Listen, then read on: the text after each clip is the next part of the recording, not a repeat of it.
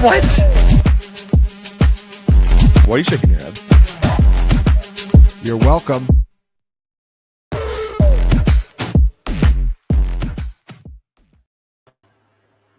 Hey, what is going on, everybody? Welcome back to another version of Best Ball Breakdown on this Thursday afternoon. You'll notice that Graham Barfield is not here, feeling a little bit under the weather. But luckily for us, we had planned to have Mr. Neil Orfield on today regardless. So me and Neil are going to be flying this one as a duo. Excited to get into a couple of Best Ball Mania drafts, talk about all the news that has happened. It's just been an avalanche since the last time we talked, Neil. Yeah. So excited to get into that. But how are you today? How's it been going, man? I'm doing well. Yeah, I'm just trying to keep up with like the news today, and I can't keep up with all the stuff that is happening today. Justin Fields gets hurt, everybody's panicking, and now it's like, oh, he just dislocated his toe. He's day to day. Like, it's crazy right now. How you doing? Yeah, man. Yeah, I had it was so fast, the Justin Fields thing, that I had victory lapped in our projections chat. I was like, oh look, it looks like Breece Hall's about to get 120 checkdowns from Kirk Cousins now. But it was I barely had enough time. You're already predicting Kirk Cousins to the Jets, huh? I mean, I feel like Kirk Cousins is just kind of like the token. He's going to be the guy that gets traded to the first team that has a starter go down, right? That's at least how I'm looking at it. I'm not necessarily like drafting that way in best ball or whatever. It's how I'm running all of my dynasty superflex teams, especially the ones where I am co-managing with producer Thomas Tipple, because he just doesn't believe in having good quarterbacks on his dynasty superflex teams at all. So have a lot of Kirk Cousins in those types of formats. But yeah, I don't know. Kirk Cousins just occupies probably more brain space than he should for me this offseason. I don't know if it'll actually ever pay off in any way. But we snap filled. We have the 8th overall pick here. Chase goes first. I don't think I have even updated the rankings from a couple of days ago. We've had lots of projection updates, so we're going to have to stay on our toes here with the fantasy points best ball rankings. Yeah, I have no clue where Rashee Rice is in here. Okay, we've got him down at 52, which I think at least been updated. Let's go to that. Yeah, where are you at on Rashee Rice? Have you been clicking him yet? Kind of as he falls down boards, how are you approaching Rice? I haven't really, because I haven't really seen him fall that far. So like I think I want him in the late 4th round, early 5th round is kind of where I'm willing to take him right now. I might, like, if he doesn't move further than he does right now, I'd probably start taking him in the early 4th, late 3rd, maybe. I just, so far in my rooms, I haven't seen him fall quite enough to click him. Where are you taking him? Where do you rank him? So if his ADP settles at like the 3-4 turn, I will start drafting him there. Or here, hang on, we're on the clock here. We can go Puka, we can go CMC. I'm cool with either pick. I'll let you choose. I go Puka. Off. Let's go Puka. All right. Yeah, Puka at the 108, one of my favorite picks to make pretty much regardless of format this year. But yeah, the like 3-4 turn, if that ends up being the price, I'll pay the price. I'm not clicking him there yet. Just because there's a chance he continues to fall slowly as it happens on Underdog. I'm probably around like the middle of round 4 in terms of where I think he probably like should be priced, or where I'd like be happy to click him right now. If he does fall to the 4-5, I'll end up with even more exposure, and I'll get bailed out for not doing enough drafts early in the offseason when he was going at the 3-4 turn or in the 4th round. But yeah, that's kind of where I'm at. I don't know, like if it's a 6-game suspension, it's significant enough. There's like an additional chance that Xavier Worthy kind of comes on and changes like this offense's plan. But as a Xavier Worthy doubter, I am not that concerned about it. I think probably the Chiefs offense continues to look kind of crappy, like it has at any point over the last 2 years without Rashee Rice. And whenever he comes back, they are probably excited to have him, would be my guess. I think that I am the biggest, maybe I'm wrong about this, but the biggest Xavier Worthy bull of like the fantasy points extended family. It seems like most people are out on it. Maybe Jacob's in. I don't know. Jacob seems like he might be in on. Let's see. I'd be fine with either of these. I'd probably go Drake London for the week 17 game stack. Oh, good call. Yeah, Puka London's kind of the nice and sort of easy chalk way to go there. Yeah. Yeah, I mean, it's chalk, but like it's chalk for a reason, right? Like there's no, I don't, if there was like a way better way to do it, or if there was like a way better alternative that is not also kind of chalky, like Puka Lad is also not like rare or anything. There's Right, no exactly. like obvious way to get unique off of that I can think of. Yeah. But yeah. So Xavier Worthy, I just know like a lot of people have fantasy points, not super in on him. Debro really dislikes him, like really doesn't want to take him as ranked somewhere in the 120s or something. I feel like I'm okay with taking Xavier Worthy around pick 40, like where he goes. I talked about this with Ben Gretsch, and I thought he made a really strong point that it's like the manufactured touches are kind of a given for Xavier Worthy. So that kind of builds up the floor a little bit, knowing that they're just going to give him the ball some. He'll pick up some receptions, really easy short yardage receptions, but then he clearly has that home run upside too. So he doesn't have the I think of Rashee Rice as being the guy who's going to catch the ball 10 yards down the field, like pick up the first down. He's going to get those more mid lane. I think he's the better player most likely. But I think Xavier Worthy excites me as a fantasy prospect because I think the manufactured touches do give him some kind of a floor. He's going to get some touchdowns that way. He's going to rack up receptions that way. But then also we know that he has the ability to just knock one off for 80 yards or something. So I think I'm more in on Xavier Worthy than most deep fantasy football analysts are based on the underlying stats. Yeah, I'm probably somewhere between where you are and where I guess the rest of the staff is. That still makes me a Worthy hater, I suppose, but I acknowledge that Worthy is going to get peppered with screens for any game that Rashee Rice is not playing, and yeah, he will probably produce at least decently in fantasy during that time. I just worry that the moment Rice comes back, all of the screens and manufactured stuff mostly goes back to Rice. I mean, it's kind of what we saw here. We're on the clock. So here. I would be Omarion Hampton here, but I'd be fine if you don't want to pull him up and just want to take one of these receivers. I would. Let's do Omarion Hampton here. Yeah, that's because he's rising quickly. I'm with you there. I think. Yeah. I think getting him anywhere in the late third right now is pretty good. I like him straight up over Kyron and over Brees. I'd expect him to settle kind of in the mid third right now, based on the current information environment, which can obviously change at a moment. It can change in a hurry. Yeah. But if it does change and it's he falls back to he might fall back to the early fourth round, I think, or mid fourth round, I think is kind of the worst he's going to fall to. And if we took him around too early, it's whatever. I still think he has the huge upside there. So I think that worst case scenario, we spent too much on a guy who we might get news that Najee is totally fine. And okay, fine. We, maybe we reach for him a little bit too much, but best case scenario is this guy ends up going in the second round, late second round. And we just got an awesome value. Yeah, no, I'm 100% with you there. Yeah, if no Najee, Hampton would easily be going in the middle of round 2 most likely, and I would have no issues pushing him up there. Pretty much if we hear that Najee's going to miss week 1, I think that's kind of all that we really need in terms of momentum for a rookie versus let's face it, a kind of washed veteran that has never played for this coaching staff either. Yeah.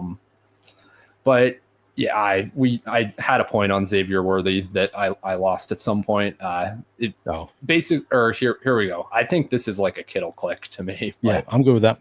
Either one's fine. It's been I've been having a harder time getting him kind of as he's gone from the 4-5 turn to the 3-4 turn. Luckily, I have plenty of him at his old price. But I think he's still totally fine where he's going now. So do you want to finish your Worthy thought? Oh yeah. So yeah, my thought on Worthy is the manufacturer touches will be there as long as Rice is out. When Rice is back, I kind of expect most of that to just go back to Rice. I mean, Worthy was averaging fewer than 1 screen target per game in his games together with Rice. Obviously, that's only a 4-game sample, and maybe the Chiefs end up deciding to do it with Worthy more, or it can be a combination of both. With Rice kind of more over the middle of the field, Worthy kind of on the perimeter with the screens out there is kind of what the difference was with them last year. But yeah, I don't know. I just am always going to lean toward the player that has produced better. It really can be that simple sometimes. And I'm still really not sold on Worthy's vertical game. There was a fun clip that I saw Ben Gretsch quote tweeting and making fun of today. Some beat reporter saying "Oh, Mahomes with amazing deep connection, deep pass to Xavier Worthy, and Worthy had to like stop and turn around like 2 steps behind him, which is exactly what every deep pass from Mahomes to Worthy was last year. So that's just kind of just in my mind. It's stuck there. That's all I can see when I think of Xavier Worthy downfield. Yeah, that's right. And I do kind of, I guess the worry I have is that I might be overpaying for like fancy Jameson Williams, essentially. Like that's, they kind of feel like similar players in good offenses. So maybe it's just like I'm falling for the younger player and hoping that he can be more than that. But I guess we'll see. All right. This is tough. I do like Sutton here. Did Kenneth Walker go already? Yes, Walker went at the 411, which is pretty high for him. That's closer to where he should go, but I'm fine with Sutton if you like that. Okay, yeah, I like going Sutton, Hunter, or Devontae here. We can go with Sutton. Sure, and anyone then seems good to me. Yeah, but if we get one of these rookies falling to us in round 6 to balance out the build a bit, I like it. Drafting a lot of rookie running backs on this team, I guess, but yeah. Do you want to show the board for Eric? We can. Oh yeah, sorry. That's something I didn't do at all when I started streaming, and people kept on hounding me about it. Like, show the board. You got to show the board. So I've gotten used to just doing it. It's hard because like when you're drafting, I want to see the players available, and like, so it's like it's a different thing that you're looking at when you're drafting for yourself versus, to me, like I don't really look at the board that much when I'm drafting on my own. Yeah, I'm only paying attention when it's like, can I push a QB or something to the next turn is the only time I ever even care to look at the board. Jake Tribby wants to draft Hampton, but he's really worried about the blind guy who looks like he runs in wet jeans. Yeah, that's you're speaking for more of the industry than you might expect right now, Jake. Yeah. All right, that's enough looking at the board. I got to look at the actual available players, guys. Sorry. I mean, we can go with Harvey, get the Broncos going. We don't want Godwin right now because he's fallen. Could Godwin, Rome. Juwan Jennings went. Yeah, I'm good with Harvey. Yeah. That's week 12 bye again, so we are overlapping there, but that's all right.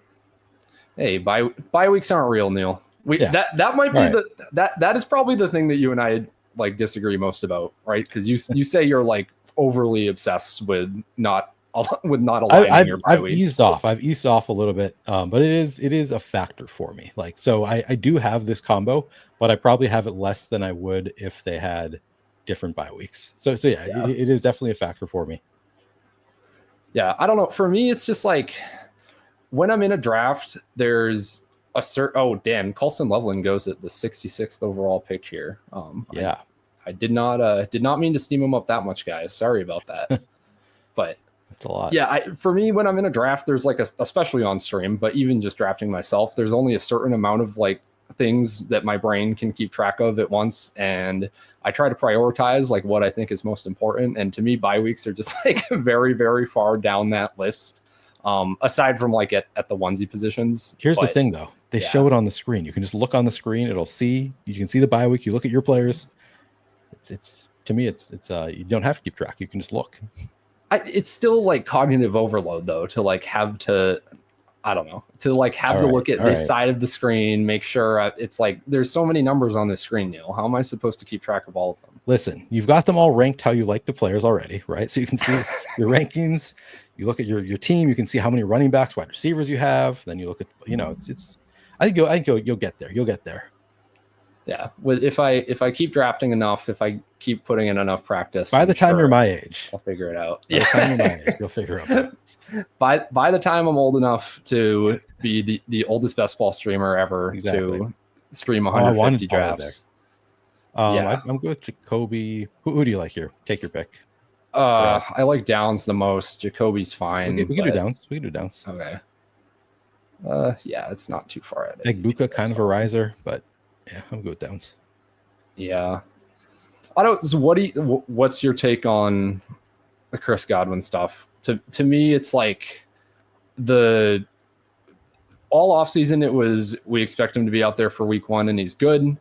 They re-signed him to a surprising amount of money after the injury, which I think gave a lot of people some confidence that he would just be good for week 1. Right. the reporting, the latest reporting is that there was an additional ankle cleanup, I think was the wording. Yeah. Not a knee cleanup, the ankle cleanup, which, that ankle looked like it needed to be cleaned up. Exactly. From that's what we saw that's on the the part that field. concerns me the most. Is just Yeah. like looking at the ankles. They did a deep dive on ADP chasing yesterday, and I was like, they do look like different sizes. Of course, that was the same reason I didn't draft J.K. Dobbins last year. Was look at the difference in size of his legs. You can't draft that guy, and then of course he crushed. So. Oh yeah, I missed that on ADP chasing. I will need to go check out the ankle size breakdown over there. That sounds like good content. Let's see on this turn. Man, this is like I wish we drafted more running backs earlier. Is what I'm wishing right now. I would actually go Igbokwe here if he's there, just because he's rising. So he's like kind of a. No, we've already got 2 running backs. I know. I like being a little bit more balanced, but these guys aren't worth being balanced for. Yeah. But this will be good because on the next turn we have a chance to catch either a falling Baker or a Bo Nix to start us off at quarterback. Yep. And kind of just in this range where there's no skill players that I can be bothered to care about. Pretty much like this is just the most. After like Darnell Mooney's off the board, this is just like the most disgusting range. It's really gross. Yeah, I'm taking Jalen Warren because I'm gonna fall for it again. Scott Barrett tells me I'm an idiot for liking Jalen Warren this year, and that Caleb Johnson is just gonna be fed 300 touches, and because Arthur Smith's a boomer and Mike Tomlin is comparing him to prime Le'Veon Bell, and that I'm just gonna have to eat the Caleb Johnson this year. When do we start our Scott Barrett support group? Scott Barrett bullying us support group. Yeah, Scott Barrett has been bullying victims support group. There we go. That's what I'm looking for. Scott has been bullying me for liking every young player this year. I feel like I don't know where his brain has gotten this idea that like boring and old veterans matter. I guess with Jalen Warren, I'm on the side of the veteran, but everybody else, man, he's all over like Ramondre Stevenson being like a huge thorn in the side of TreVeyon Henderson. He's like he's a Cole Kmet over Colston Loveland, or mattering for Colston Loveland believer. We just good doing Knicks here? Yeah, for sure. All right. I think Scott's in a dark place because he's trying to figure out his Exodius, and like he's just like he can't get there. He's like, I'm so close to figuring out my Exodia. So he's just like, I need to bully people. He's just he's lashing out because he can't figure out his Exodius. We want to answer Eric Herrera. This is a good question. With all the different options on the Colts offense, what type of season can Tyler Warren really have? I really struggle with that question. That's one that I'm like, I'm underweight on Tyler Warren. I think because I'm like, there's a lot of pretty good weapons there, and I don't know how many like points they're going to score. I don't know. Where are you at on Tyler Warren? I'm also underweight on him just because Colston Loveland has been cheaper the entire offseason. Loveland went higher in the real NFL draft. I think that Josh Downs being there on the Colts is a bigger deal than Cole Kmet being there on the Bears, which I guess people would balk at just because, they played the same position, Ryan. What do you mean? But, I mean, Ben Johnson loves to run 12 personnel. Cole Kmet's never been that good. Josh Downs, at least on a per-route basis when he's on the field, has been the best target earner of any player on these two teams. The Bears are implied for over a point per game more by the Vegas look headlines. So it's just been pretty easily Colston Loveland for me this entire time. And that's without even drawing any like Sam Laporta comparisons. What do you want to do here? We can go Evan Ingram to the stack. Yeah. Unless you see something else. Yeah. Yeah. Just be done at tight end, Kittle, Ingram. Yeah. I like that a lot. That's not a combo I draft that often, but it really works on this team. Yeah. That's awesome. All right. Yeah. So we'll just, I don't know. We can easily do like a Matthew Stafford later, Michael Penix later, and fill in QB. So we should probably figure out running back next, but yeah, I've got some running backs I like right now. What running backs do you like right now, Neil? All right. Well, I mean, there's the obvious. I probably would start with Ramondre, Tajay Spears. I might consider Javonte Williams. I like Bashal Tootin, a guy I've been drafting a ton of. There's a good chance he'll be available. Dylan Sampson, I've moved way up my board. Yeah, I'm pretty willing to draft him like as soon as Tootin goes off the board is kind of how I look at him among these guys. Yep. And then, I like the Ray Davis, Trey Benson. Like I kind of, but this is sort of like where I start with this group right here. I actually I don't take a ton of Javonte, but I'm starting to think I should probably mix him in more than I do. Yeah, I think the negative Jaden Blue reviews from minicamp about his work ethic does matter to me a little bit, actually, in terms of Cowboys running backs, just for the I'm really loath to use the word upside when discussing this backfield, but if there is legitimately receiving work available, then that increases the usability of either a Javonte or a Miles Sanders. Jake Kirby, Scott has abandoned Upside Wins championships. His takes resemble those of a starving child. It's really sad to see. It's really sad to see. Yeah, I couldn't agree more. I was telling Jake the other day that that within a week Scott would be wanting to draft Najee, just as like a contrarian way to go against 100%. Everyone saying he doesn't have an eye. When you can get a contrarian angle, Scott has trouble resisting that. We go Spears here. I think so, but if you want to reach for one of the others instead, I'm fine with it. Yeah, we can go Spears. I'd usually click Tootin over him, but hey, Tootin is easily my highest drafted player, so that's I actually think Tootin is probably my highest drafted player too, and that's part of the reason I'm I should probably mix in more of Spears and these other. And you see Tootin fall pretty frequently. I guess more so on other sites than Underdog, but yeah, he's it's leveled out recently, but he for a couple months there he would just be falling well past ADP, and it would just every time it would just flash in my eyes every time that I had pulled him up to round 9 or whatever in May. But I see. Oh, you have him ranked super high. That's aggressive. We do, yeah. I mean, we have this Jaguars backfield projected, I believe, for Tootin to see the most touches, and that was our post-draft projection, and that has been our projection ever since, I believe. And not just to see the most touches, but to see the touches that matter, to see the receptions. Graham Barfield. Oh, we got sniped. Well, it makes the decision easier to just go Sampson, in my opinion. Yeah, if you want to go. Yeah, I think we just pull Sampson up here. We can maybe go Penix next round. I'm not that interested in Marvin Mims to stack I was going to say, I'm he is part of the stack, but we're already really in on Denver's offense, so probably don't want the entire thing. Yep. So let's see. I'll queue up Penix.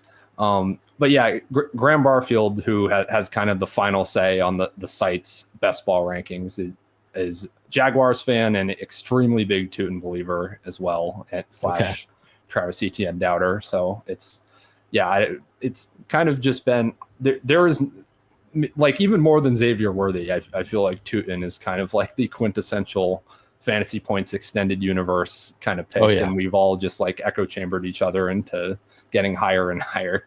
Yeah, I mean he might be my highest exposed player also. So yeah, I think he's a good bet right now.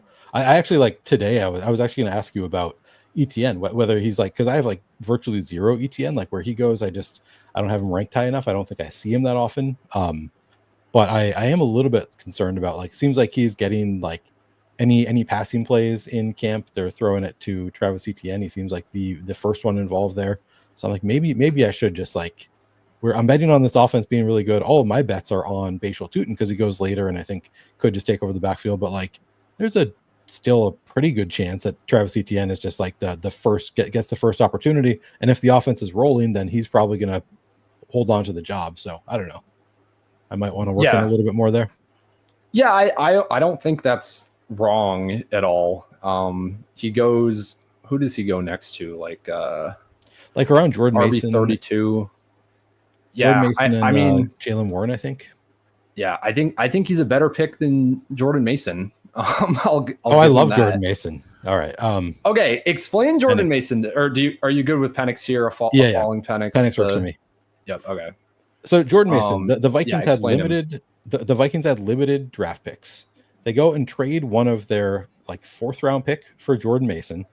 You don't do that unless you're planning on using a guy. All of the coach speak is, I think he's really going to help us at the goal line. Like, I think we really struggled with the goal line last year. They clearly were not happy enough with Aaron Jones late in the season last year. They brought in Cam Akers to take significant carries from Aaron Jones last year. Like, the team does not think Aaron Jones can handle a full workload. So they're talking about it like, yeah, I mean, it's going to be a split back. It's going to be a 1A, 1B situation. So it's early on. From the start of the season, it's going to be a 1A, 1B situation where Jordan Mason is the 1B, but he's getting the goal line carries. On top of that, he was among running backs, like at least 50 carries or something. He was like third in explosive run rate last year. He was near the top of the board in missed tackles forced per touch. These are all stats I get from you, by the way. These are all the in the statistical significance series. Missed tackles forced per touch, explosive run rate. These are all Jordan Mason stats. He was great in those stats last year. The Vikings traded for him. They're already planning to use him at the goal line. He's got awesome contingent upside if anything were to happen to Aaron Jones. He's playing behind a revamped Vikings offensive line that has like significantly upgraded this year.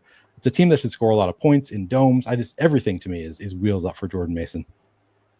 Okay, I'll respond after this pick. Do you want to go Stafford and finish quarterback? Stafford goes. Never mind. Yeah. We can time out into Tillman. I'm always okay with that. But all right, I don't have a ton of Tillman, but if you like Tillman, we can do it. Okay, I really like Cedric Tillman, and I can tell you why after I say why I don't like Jordan Mason. Or not that I don't like Jordan Mason, more that I just don't get the ADP. So him and Aaron Jones go. Is it like one round apart now, or I've seen them go in the same round fairly often. So to me, everything the team says about Jordan Mason's really going to help us out at the goal line is kind of followed by, and it's going to help Aaron Jones be more efficient and kind of be in this 1A role that he was in Green Bay for most of his career there and was at least decently efficient and successful. I don't know, like, has in all of those years with Jones as like the receiving and between the 20s back in Green Bay, was AJ Dillon ever worth picking like within a round of him? Or maybe was it Jamal Williams that was there before? Maybe he was like 1 year. But to me, the receiving upside with Mason is zero.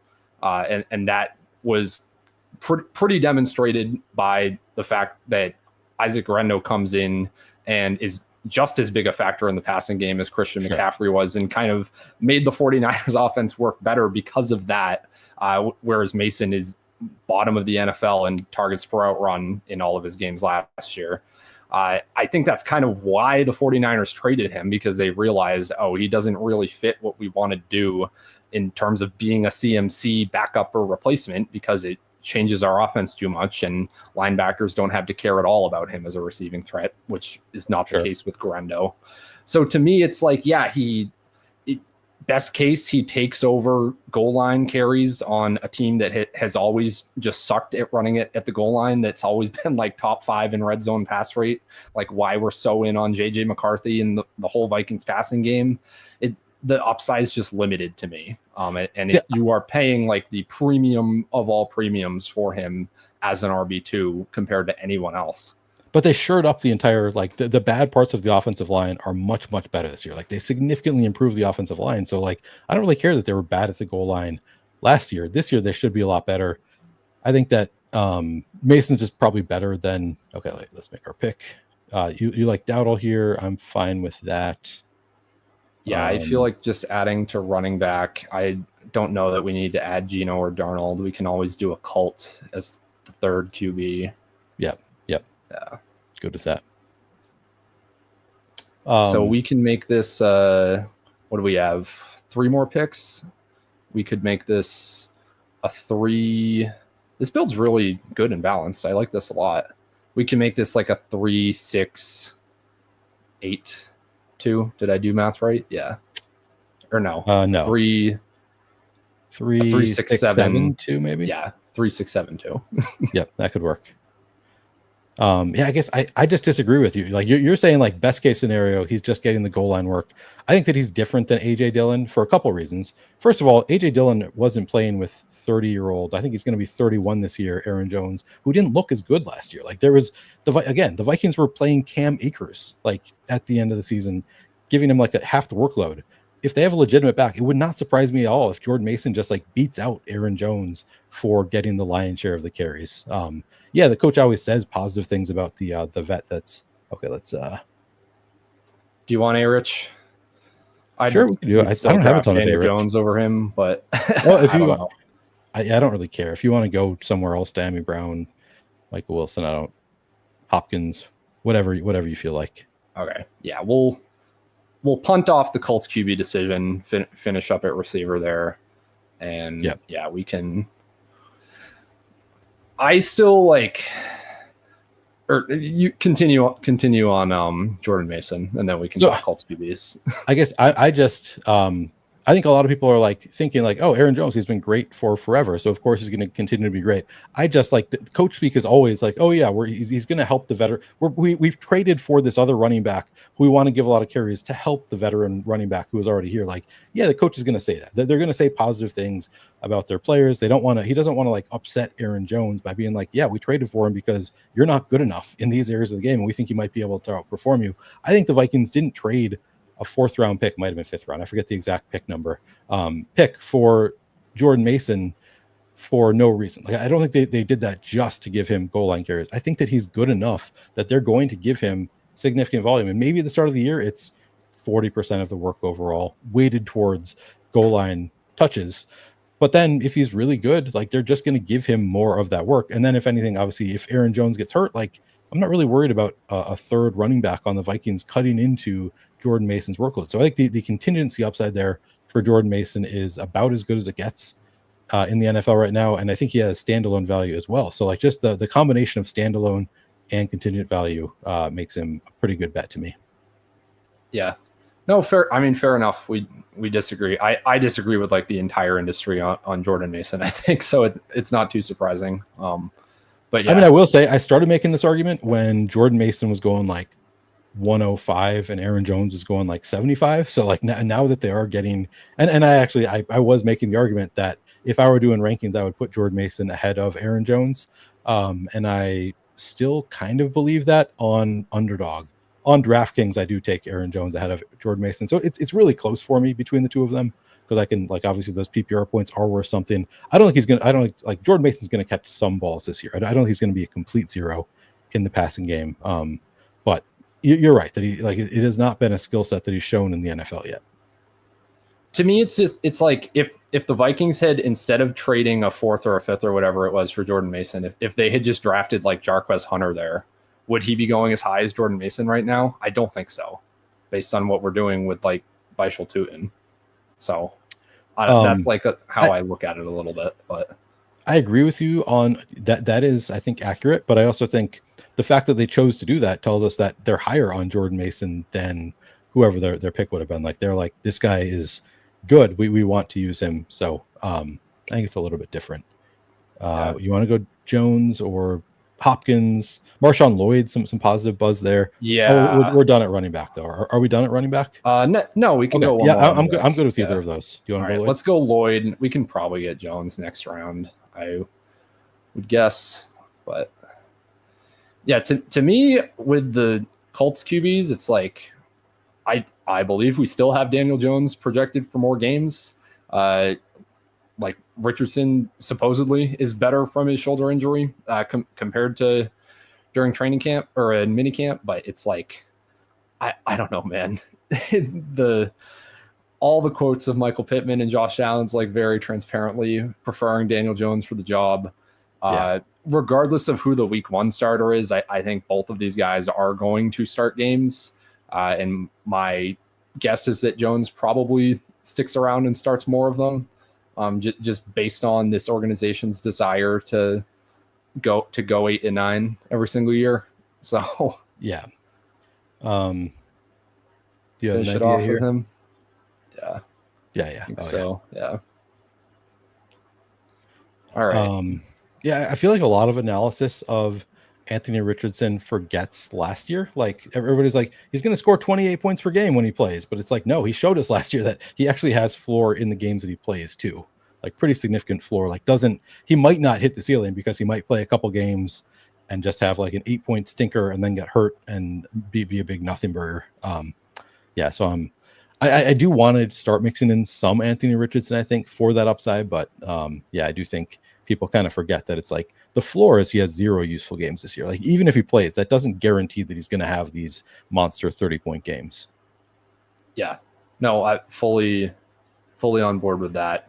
We finish off Bo Nix, Michael Penix, Daniel Jones, Omarion Hampton, RJ Harvey, Tajay Spears, Dylan Sampson, Rico Dowdle, Marshawn Lloyd at running back. Kind of a fun 6 running back build that heavy on rookies could kind of work out. Yeah. Strong receiver, Puka, Drake London, Cortland Sutton, Josh Downs, Emeka Egbuka, Cedric Tillman, Diami Brown, and the 2 tight ends, George Kittle, Evan Engram. You down to do a second one, Neil? Yeah, let's do it. All right, let's do it. If anybody wants to draft with us, hop in to another Best Ball Mania. The Puppy 2 just closed. What was it? A day or two ago, a few days ago. It's like, I feel like all the periods in the off season when I've not been insanely busy with like, I'm trying to get an article out actively right now and working and just only focusing on an article have like horribly lined up with when Underdog has like other contests besides Best Ball Mania up. Like I prefer to play like the smaller stuff just with the easier advanced structures. And it feels like very rarely is that actually available to me when I have time to draft. It's always when I'm like trying to finish the edits on Anatomy of a League Winner that they have the Schnauzer and the Poodle and the puppies and everything that in the lobby. I know it's played out to complain about. You just work too hard. You're always working. So you're like, how do these always come up when I'm working? And it's because you're always working, right? I think that's the issue. Because of Scott Barrett again. The Scott Barrett Victim Bully Support Group meeting tomorrow. This is a BBM, right? To Jeremy's question. I also want to answer Charlene's question. Charlene asked thoughts on Tracy and Scadaboo. This is one that I really struggle with because I came in like I feel like people are a little bit too hot on Scadaboo for the talent. Some people have made the argument to me and sort of convinced me I draft a fair amount of Scadaboo. Like I'm above the field for sure on Scadaboo based on people making the argument that he's just a guy that the coaches are going to love. Like he's just like, he's a dog. He's going to be like, the coaches are going to love him. They're not going to be able to help playing him. He's going to get the goal line work. But I don't know. Like I worry that he's just not going to be that good. I don't know. What are your thoughts? Because I don't have super strong thoughts. I definitely have more of Scadaboo because he goes later than Tyrone Tracy. And in my mind, they're like the same asset, I guess. How do you feel about it? I also have like zero confidence in my take on this backfield. I think my biggest take on the backfield is more than like any other kind of ambiguous backfield. I think there's a really good chance it just kind of doesn't matter. Like realistically, if this is a 60-40 split in either direction on one of the worst offenses in the NFL, do either of them actually make that big of an impact this year? Fair. Probably not. So I'm kind of like, I am below market on both of them. I end up taking Tracy a little more just because he kind of goes in a place where I'm like needing to catch up at running back. So I have a little more Tracy. But yeah, I do not have like a hard stance on which of them is more talented because that's really the only like that's really the only way I feel like you can sift between these guys is you need to have a like a genuine take on which one you think is better. And those are all over the place, by the way. I know Graham Barfield in yards created hated Scadabo, thought he was like very, very bad. Graham is all over Tracy. That's where I click Tracy most is when I'm drafting with Graham probably. Nice. But Scott is the complete opposite based on all of the metrics and everything that he broke down with Scadabo as a prospect. That thinks he's incredible. So yeah, I'm very much just like in the middle, not taking a stance on the Giants backfield this year, and which I guess I apologize for. I'm supposed to have opinions now that I do this as my job, but I just don't really that's have the one thing. here. It's like sometimes we just like it's tough to sift through. Do you see Crutch's comment? Let Ryan know Underdog changed Cam Ward to Cameron Ward, and now he's 232. I think you might mean in the fantasy points rank, so you might need to make an update because of a naming issue. Yeah, I will follow up with Chris Wecht on that right after the show. Where do you want to start here, Neil? I like Nico quite a bit. Yeah, let's do it, Nico. So, yeah, I prefer going receiver at the end of round one. Like, it's just more likely than not you're going to get an HN or a Henry or whatever better opportunity in round two.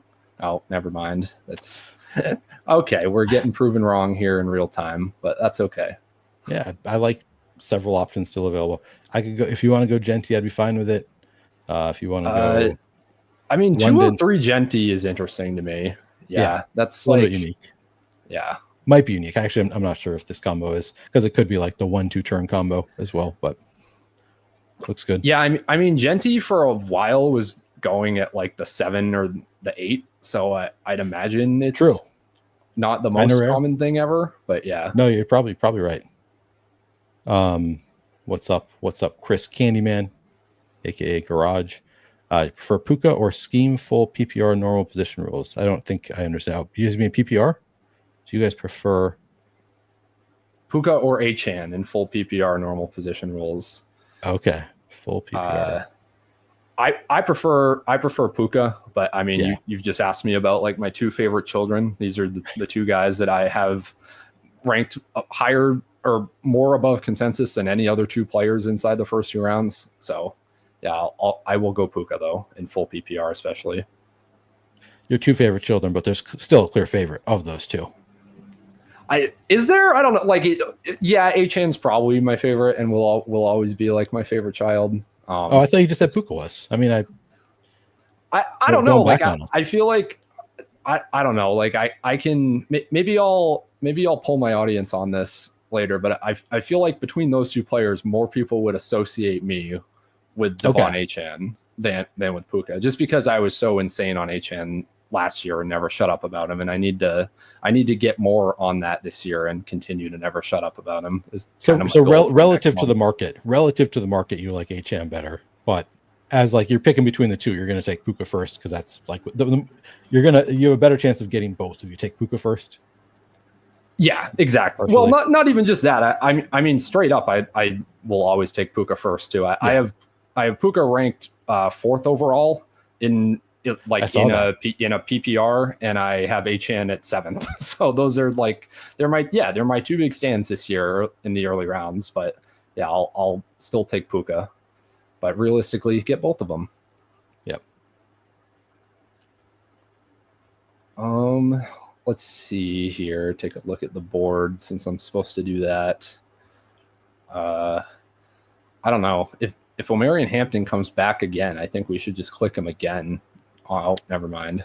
I was wondering if Crutch is going to take him because that's like right at that line where I sometimes take him, but not always. At like 28, I don't think I've taken him. I think that's the earliest I've taken him is 28. Yeah, I think that's honestly, I think that's about where he should go. I like him over kind of this entire flat tier of receivers in round 3. I think it's like genuinely a discussion between him and Chase Brown right now. I will still lean Chase Brown, but yeah, that's about where he should go, in my opinion. Yeah.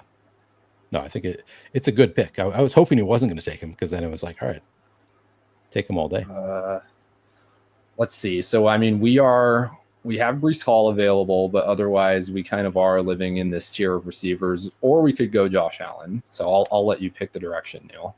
Yeah, we've already got a running back on the team. Normally here I would be either Josh Allen or JSN. Allen goes. Well, Allen went. I assume Lamar's gone too, right? Yeah, Lamar went at like the 301. Okay. Yeah, I'd probably be JSN here. Yeah, I am starting to be afraid that I've been too low on JSN.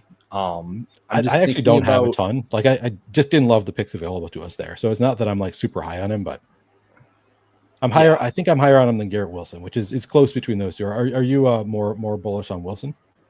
No, I will go JSN over Wilson for sure. I'm not bullish on that entire tier of receivers, but yeah, I mean, give me JSN at that point. Damn, I was hoping we'd get Brees here.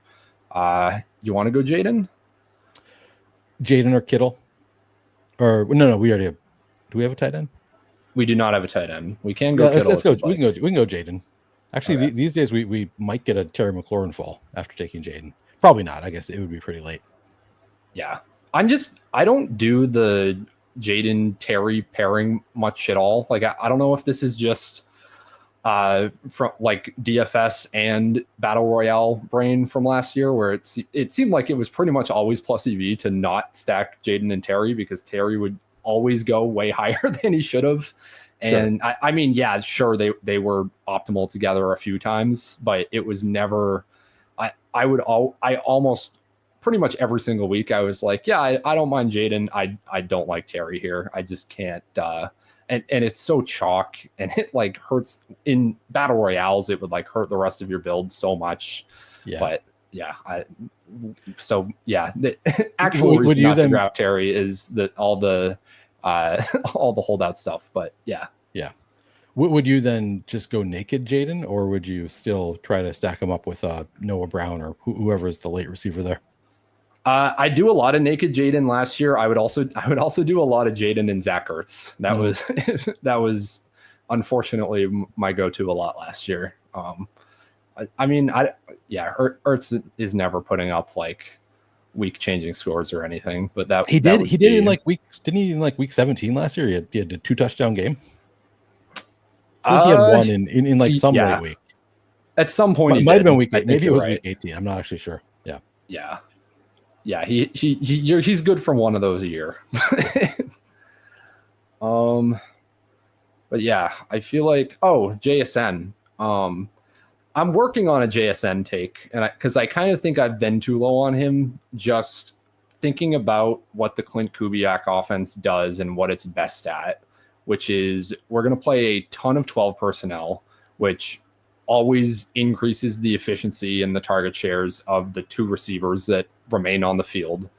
That is pretty much guaranteed to include JSN, just because it's easier to compete for targets against tight ends, especially if they're Elijah Arroyo, as opposed to like Noah Fant sitting there and ruining the offense.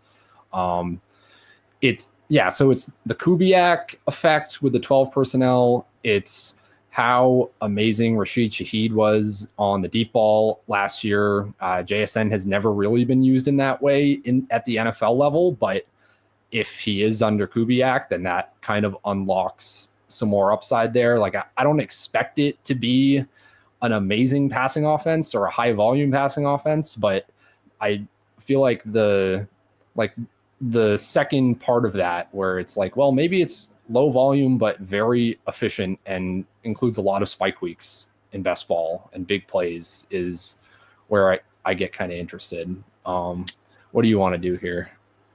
We could go one of the rookie running backs, either Trevion or RJ Harvey.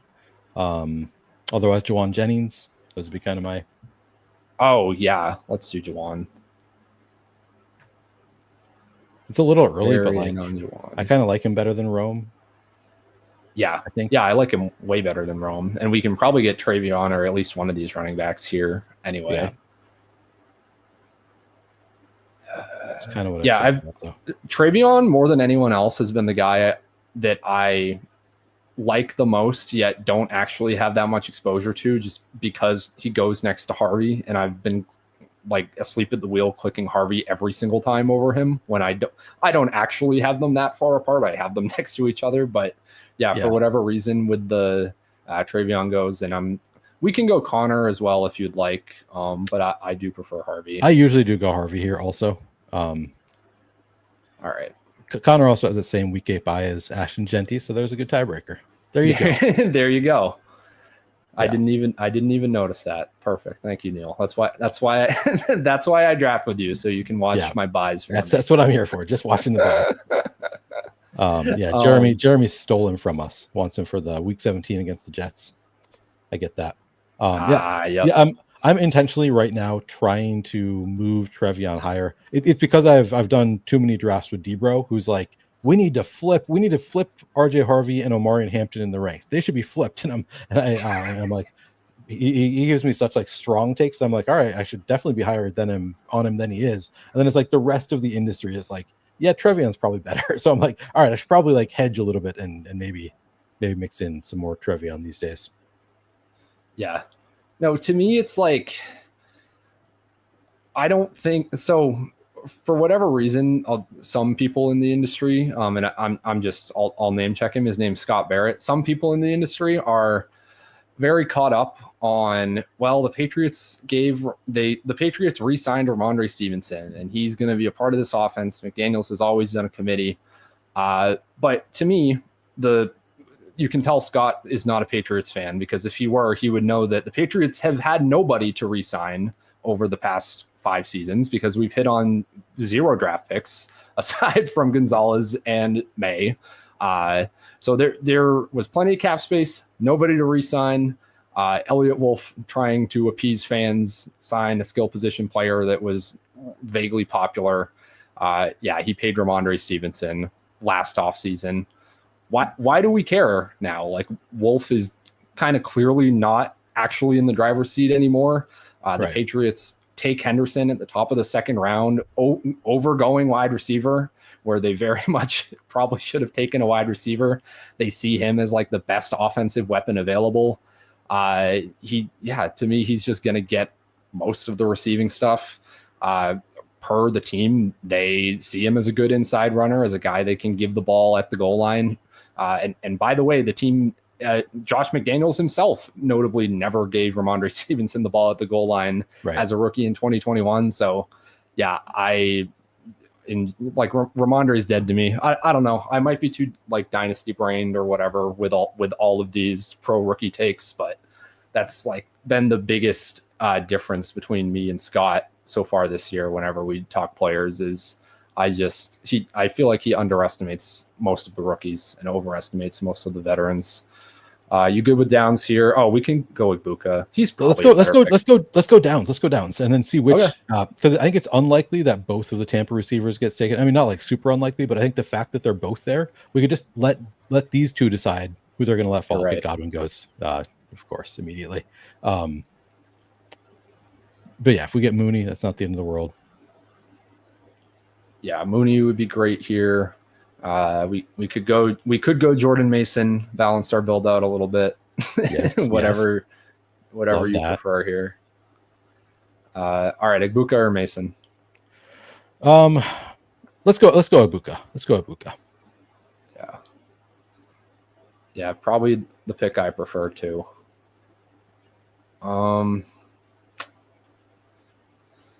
Yeah, I'm kind of. So my thought process there is, I feel like people are pretty divided on Egbuka and Godwin right now. Like, it's like you're either making the bet on Godwin's healthier than people think he is, he's going to play most of the season, or he's not. So like, I feel like most people don't want to take Egbuka, Godwin together there. So it was unlikely that one of those two was going to take both of them. And I don't know. Like, I don't know what to do with that group, but I would have loved Godwin to fall to us at that pick, because that's just a really nice fall. But Egbuka also rising, so he feels like a good spot where that intersection is like, I'll take either one of them if they fall to us. And I thought pretty unlikely that they both go. Jeremy actually did that for us. He thought about taking both of them. Appreciate that, Jeremy. Look at that. That was just a draft game theory lesson in real time that we just had confirmed by the chat. You're only going to get that here. Well, he confirmed that I was wrong, except that I was wrong, except that he likes us. So he was like, all right, I'll let you have your guy. Oh, okay. That's what happened there. Yeah. All right. Yeah. But no, I mean, that makes sense to me. I agree. I would not, especially when Baker is not like easily available to just go ahead and immediately stack the entire team. Like, I'm kind of with you there. I would not have been interested in taking both of them, more than likely. Yeah. To me, it's like usually one or the other. I feel like a lot of drafters feel that way. Now, there were 2 drafters in between us, so it could have been one of each. And then some people might just see okay, they're on the same team, I'll just bet on both of them. They could both be very good this year. Like, it's not like this is that far off of their regular ADPs. So like it wouldn't be that out of the realm for somebody to take both of them, clearly, because like we're not that far off from the ADPs. We've been clicking them together all offseason. But I feel like right now, like people especially like we're excited about Egbuka because Godwin might miss time, might not be fully himself this year. And then also the inverse. Godwin could just be good. Yeah. Where are you willing to take Judkins? For me, it is definitely not at the 106. I take so little Judkins right now. Yeah. I'm just letting people have him right now. Yep. Yeah, I'm the same. To me, there's just risk he misses the entire season. And it's I wasn't like that crazy about Judkins other than like the week right before everything kind of broke when he was like at his cheapest. So I go quarterback here. It's either Baker or Fields, whoever's here would be. I mean, I know we already have a quarterback, but yeah, we can just make it done. QB build. We have Igbuka. We can get a falling Baker. If you like somebody else, then you could. I just like I'm not super high on anybody else right here anyway. Yeah, no, I'm 100% with you. So yeah, we can go Baker here. I pretty much exclusively take Baker after ADP. I don't really get his ADP. Me too. I don't think he should go over like Purdy or Drake May or whatever, even like in a vacuum or Fields. But it is what it is with the stacking here. Oh yeah, and Jeremy wanted Fields. That's right, because he's got he got both Wilson and Brees. That's a nice little start there. Yeah. That's pretty unique too. It's kind of hard to get both those guys. Do we have a tight end? I forget. We do not have a tight end. So I wouldn't hate taking Ingram again. If you don't like, want to go? Do you like somebody else? Well, we already have RJ Harvey, so I could do. I'd probably go. Yeah, I'd probably go Ingram just because like I'm not super in love with these running backs at their ADP on this particular team. I don't love doing Dobbins with RJ Harvey. I guess it could work out because they throw to the running backs enough. It's possible for them to both work out. I don't know. I usually want to do one or the other there. Yeah, the only team where I'm like stacking up running backs is the Jaguars. I will do like 2 in plus Bigsby just because they're both cheap enough to me that it's like they could both pay that off, or only one of them could, and it wouldn't really hurt you that much. But yeah, I'm with you on not one. I don't think I've clicked Dobbins a single time the entire offseason. I have here or there, like I can see it. So since he signed, I was clicking him before he signed, but yeah. No, I did a whole I did a tweet on J.K. Dobbins, like last year, weeks 1 and 2, his explosive run rate, his missed tackles forced, like top 3 in the league of running backs with at least 10 carries or something. And then the rest of the season, he was like 43rd and 48th or something like that. So like fell off pretty hard last year. But then I'm also like, but he is also like in a new offense where he is the veteran. They might want to give him the ball. Like, I don't know. So I don't want to be completely out on him. Like, I feel like I've made that mistake before of just like, no, he's washed. I'm not going to take him because he's still like, he's young.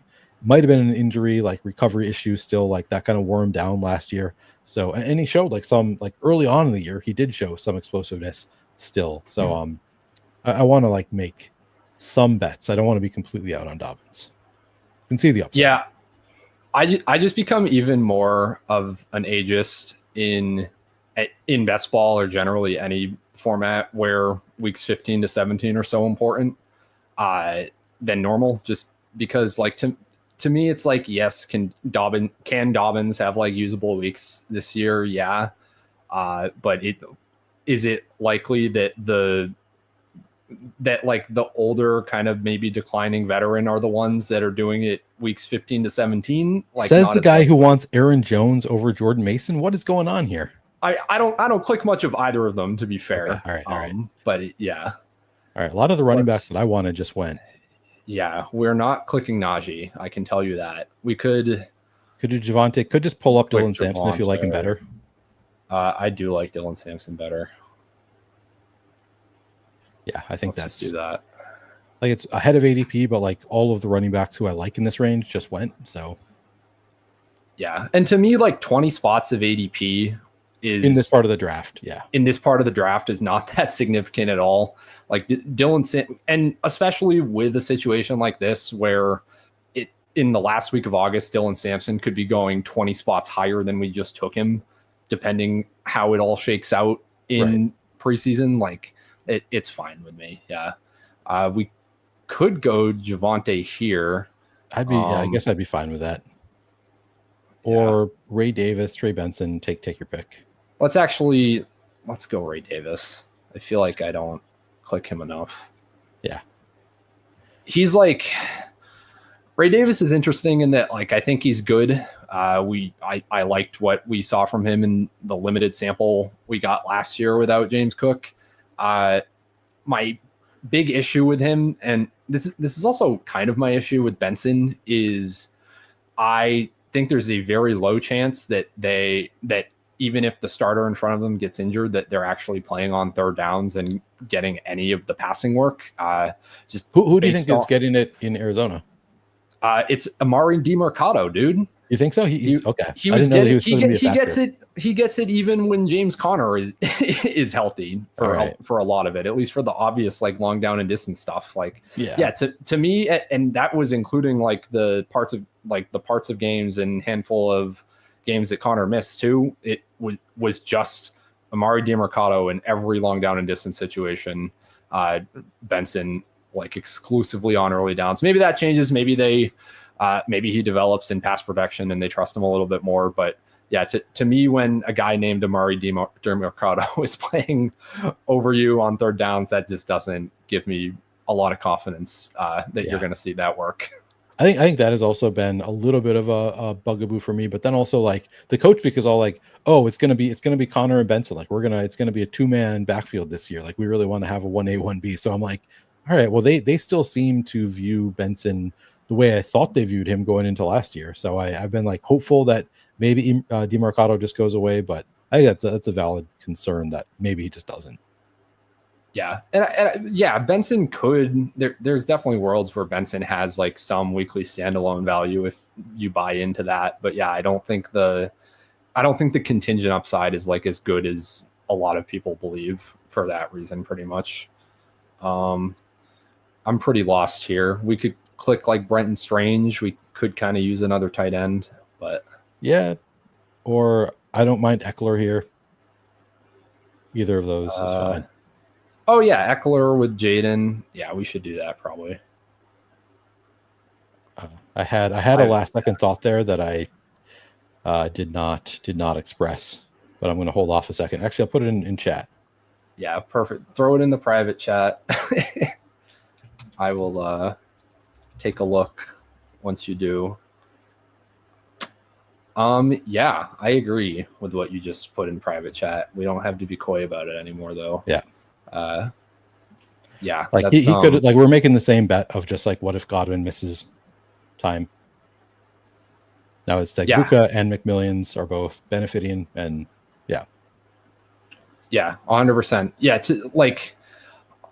I'm not like crazy about Jalen McMillan, the talent, or Jalen, like just with what the team did this offseason. It's like, okay, they probably don't see him as that important to their plans, but I mean, it happened multiple times last year where he had incredibly usable and incredibly big weeks, multi-touchdown weeks, when they were kind of forced to play him for a full route share. So yeah, even if that happens early in the season, it's not as valuable as how it happened last year, but certainly still worth doing on a team like this, I think.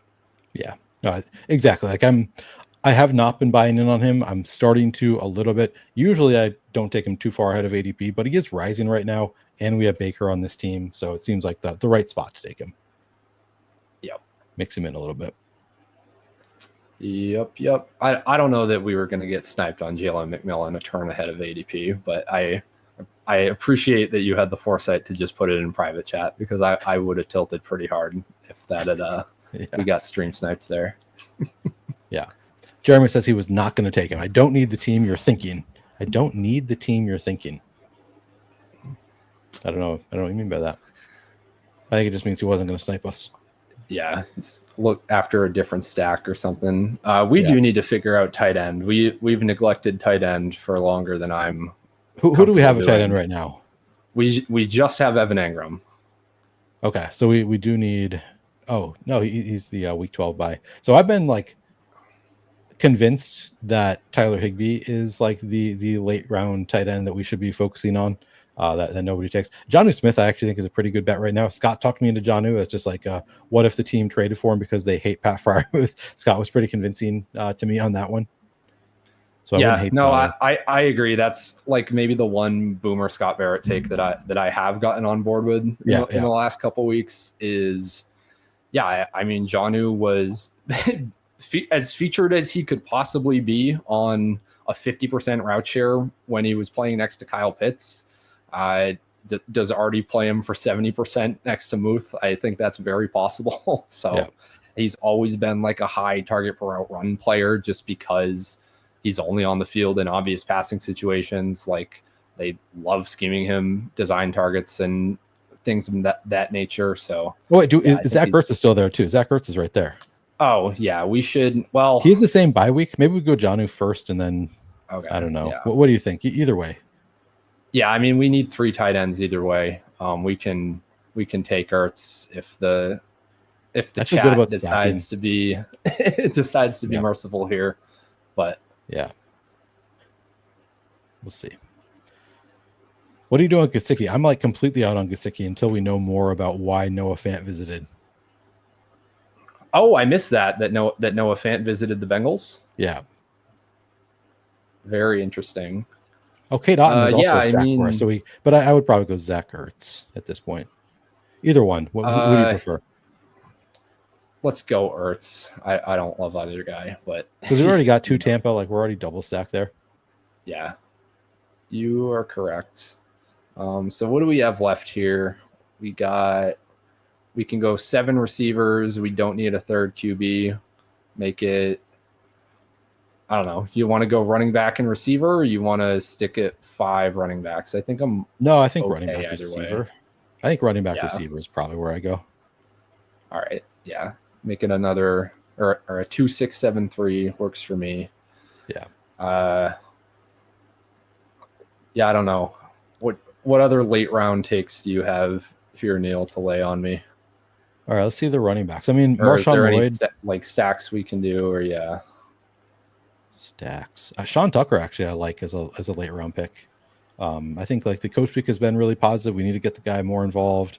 I think Matthew Berry after he went to the combine wrote that like based on conversations he had, he wouldn't be surprised if Sean Tucker just takes over the running back 2 role there over Rachaad White. And he was pretty good last year. So I don't totally hate Sean Tucker as a late round flyer. It's more of a DraftKings take for me than Underdog. I think like 18 rounds. It's more iffy there. I've been convinced that Tutu Atwell might be a pretty good like 18th round pick. Kevontae Turpin, I don't totally. It's one of those. It's like it probably feels better than it will feel once we actually see what they want to do. But like they talk about Kevontae Turpin a lot, and like they give him running back reps and. Yeah, I've stopped clicking Turpin since the George Pickens trade, but I'm with you there. Just on the player. If Jake Tribby's still around in chat, that'll make him happy. Yeah. To have the Kevontae Turpin mention. XFL.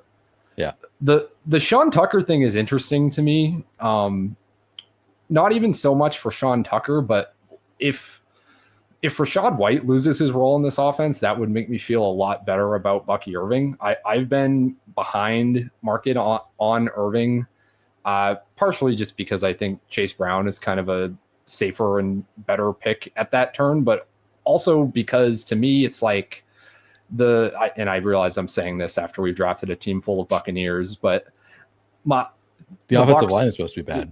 Right. Yeah, the offensive line, at least in the early part of the season, is almost definitely going to be worse with no Wirfs. Right.